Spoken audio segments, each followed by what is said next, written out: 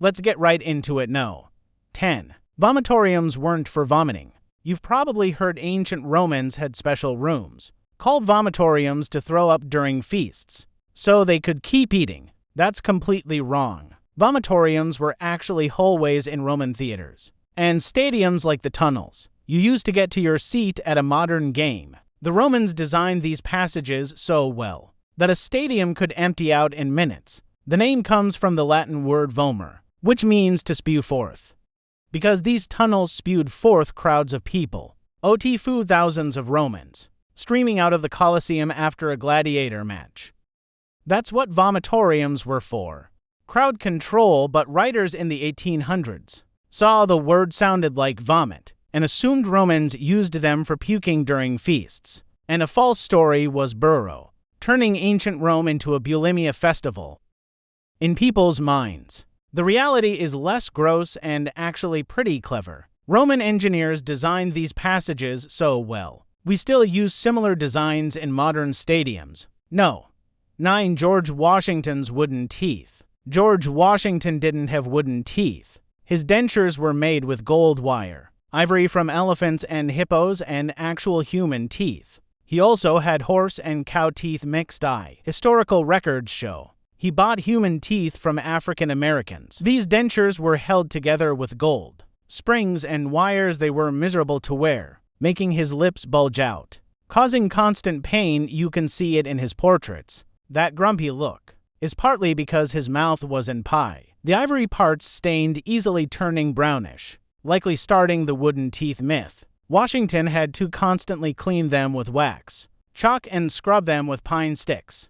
One French dentist even left a hole in the dentures for Washington's last remaining real tooth. The guy on the dollar bill was basically wearing a collection of borrowed body parts in his mouth. Number 8. Pirates rarely use the plank.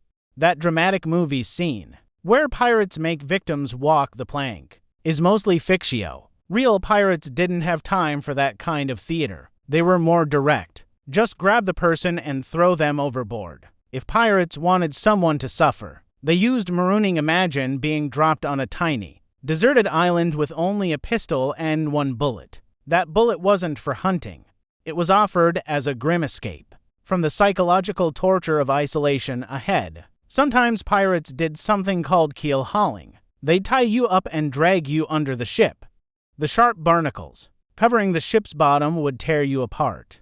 Most people didn't survive keel hauling. Hollywood loves the plank scene because it's dramatic, but in reality, pirates preferred quick and brutal solutions. No. 7. Walt Disney wasn't froze. You've probably heard Walt Disney is chilling somewhere in a high-tech freezer waiting to be thawed out, but Walt was actually cremated. His body was taken to Forest Lawn Cemetery 2 days after he died in 1966. He was cremated right there, and his ashes were put in a simple container. The freezing story started right after his death. Tabloid reporters claimed they saw his body in a cryogenic device. The timing was perfect for this rumor. The 1960s were obsessed with the future and the idea of freezing people. Walt Disney himself was obsessed with the future. He built Epcot as his vision of a futuristic utopia. So when people heard Walt Disney might be froze, it seemed believable. Rumors claimed Disney's frozen body was hidden underneath rides at Disneyland. Some say he's hidden beneath the Pirates of the Caribbean ride. His daughter even had to publicly state they didn't freeze him, but people still believe the freezing story. Walt was actually fighting lung cancer from heavy smoking when he died.